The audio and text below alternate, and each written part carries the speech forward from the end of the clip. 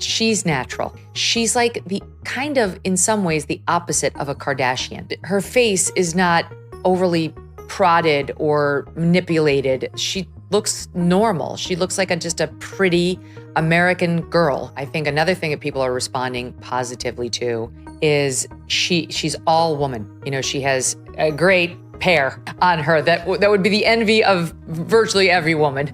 And they're obviously natural. And I just think like there's a certain, the enormous lips, like the lips that would scare you if you were sitting at the dinner table with them. Like your first instinct would be, run! I'm not safe. What is it?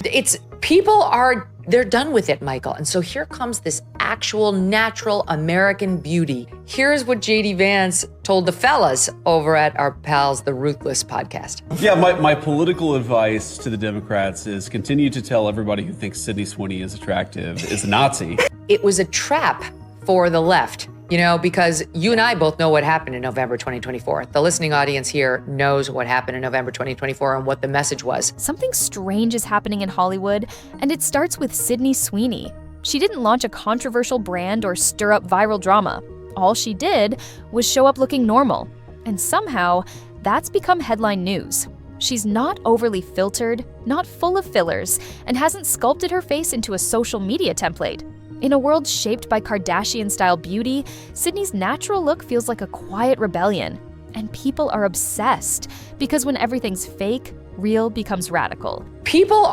They're done with it, Michael. And so here comes this actual natural American beauty. But Sydney's rise is just the beginning, and what it triggered next took everyone by surprise. For years, Hollywood has pushed one rigid version of beauty. Big lips, razor-sharp cheekbones, tiny noses, flawless skin. Faces frozen in perfection. The result? A generation flooded with copy-paste looks, and quietly, people have had enough. The filters don't impress anymore. The surgery reveals aren't shocking. Audiences, especially younger ones, are starting to crave something that doesn't feel manufactured. That's where Sydney Sweeney comes in. Her beauty doesn't scream for attention. It feels familiar. Her face moves. Her features aren't exaggerated.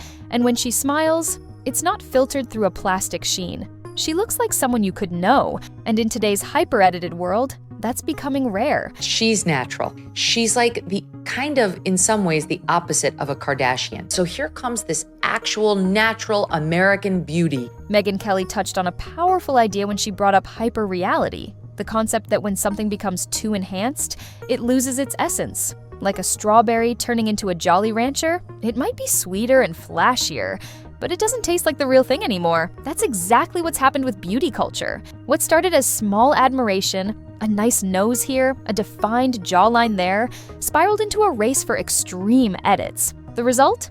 Faces that barely resemble real people, influencers chasing filters, celebrities chasing surgery, and audiences quietly drifting away. But then came Sydney. She wasn't trying to make a statement, she just showed up as herself. And suddenly, that felt more radical than any trend in the last decade, because Sydney didn't just bring back a look, she brought back reality. When American Eagle cast Sydney Sweeney in their new campaign, it probably seemed like a safe choice.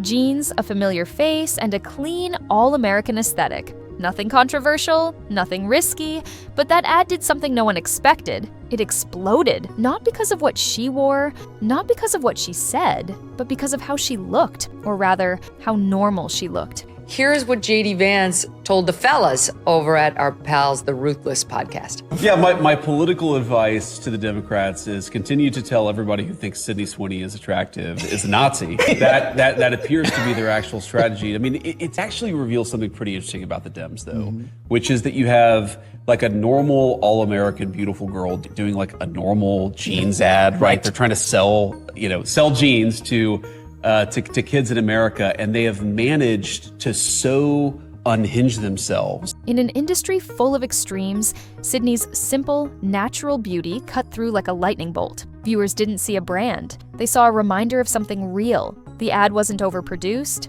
There were no filters smoothing her skin, no drastic edits to reshape her body. Just Sydney, standing there, smiling, wearing jeans, and it worked. Sales spiked, social media lit up. People weren't just praising the ad, they were thanking it. for being human, for choosing someone who hadn't been engineered by algorithms and surgeries, for reminding everyone that beauty doesn't have to look artificial to be powerful. But while the public was embracing the message, a very different reaction was brewing behind the scenes, because what was meant to be a simple fashion ad had accidentally triggered something deeper, a cultural divide that was about to get very loud, very fast. What began as a feel-good fashion ad quickly became something else entirely. Some voices online, particularly from left-leaning circles, didn't just criticize the campaign, they recoiled from it. According to Megyn Kelly, some reactions framed Sydney's image as promoting outdated beauty standards, or worse, as some kind of political statement. Either didn't listen, doesn't know, doesn't matter. Either way, they're not prepared to take it. They're not de-wokeifying their party. And they walked right into this trap by reacting, by recoiling at her appearance and the messaging of the ad. It didn't stop there. The conversation escalated so far that even the president and vice president of the United States, according to Kelly's claims, reportedly weighed in. Yes, a jeans ad featuring a smiling actress stirred enough national buzz to reach the White House. And that's when it became clear, this wasn't just about denim. Conservative Senator J.D. Vance jumped into the fray, sarcastically calling out the left's reaction. He said, and this is paraphrased, that their strategy seemed to be labeling anyone who thinks Sydney Sweeney is attractive as a Nazi. His comments weren't just a jab, they were a reflection of how absurd the backlash had become in the eyes of many on the right. What should have been a simple campaign was now being dissected on political podcasts, cable news, and social media battlegrounds. The left saw it as a regressive message. The right saw it as a breath of fresh air. And somehow, in the middle of it all, stood Sydney, an actress who hadn't said a single political word. She wasn't trying to spark a debate, but her very existence, her look, her presence, had become controversial. And maybe that's the most revealing part of all, because when something as innocent as a woman in jeans can divide a country, it says more about us than it does about her. The reaction to Sydney Sweeney's American Eagle ad wasn't just about style or fashion. It revealed something far more personal, a widening cultural disconnect between American institutions and the everyday people they're supposed to represent. According to Megyn Kelly and others, the outrage from left-leaning critics wasn't rooted in logic. It felt emotional, almost like panic. Because this wasn't just an actress in a pair of jeans, it was a reminder of how far some factions have drifted from what's considered normal by the average voter. And here's where it gets revealing. For years, Democrats have reportedly been trying, and struggling, to understand young men. They've invested millions into outreach strategies, hired influencers, and launched campaigns designed to relate to Gen Z and millennials. But somehow, they keep missing the mark. And Sydney's ad exposed why. She didn't check off a list of politically correct traits. She didn't push an agenda. She just looked like someone familiar. Someone guys might see at school, on the street, or on TV before everything got so filtered and forced. She reminded them of something genuine, and that struck a chord. Instead of recognizing this connection, some critics allegedly responded with scorn. They saw the public's praise for Sydney as outdated, problematic, or even political, and in doing so, they insulted the very group they've been trying to win back. That moment sent a quiet message to many young viewers. If you find this beautiful, you're part of the problem. And just like that, something as simple as attraction turned into a political line in the sand. But the bigger issue wasn't Sydney. It was the growing sense that the institutions in charge, whether in politics or media, are no longer speaking to the people who once trusted them. Instead of embracing common ground, they're shaming it. Instead of acknowledging what works, they're doubling down on what doesn't.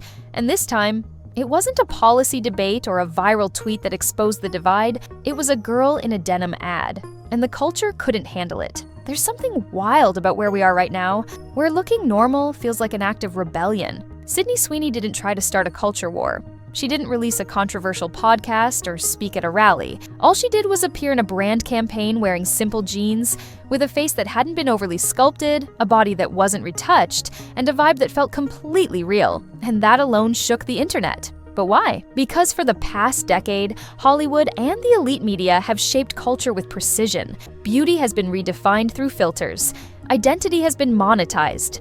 Entire marketing campaigns are built on carefully calculated representation formulas, not necessarily because they reflect the real world, but because they serve a curated narrative. In that world, Sydney Sweeney is an anomaly.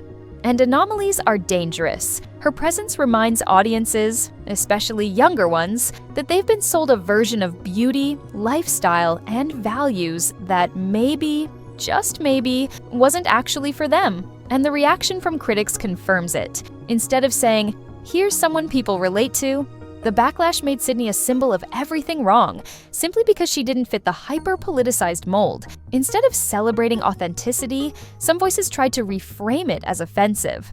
That's when the conversation stopped being about her and became about us, because Sydney's popularity reveals a truth many in power don't want to face, that real people are hungry for real representation. Not forced, not preachy, and not packaged through a social justice lens, just real. In a way, her success poses a threat, not because she said anything controversial, but because her silence, her normalcy, speaks volumes. She isn't pushing back. She isn't lashing out. She's just standing still, while the entire cultural machine tries to spin around her. And for millions watching, that stillness feels powerful. Hollywood has always chased trends, but this one caught it off guard. Sydney Sweeney wasn't launched by a billion-dollar franchise or backed by an elite PR machine. She became the face of a movement without trying.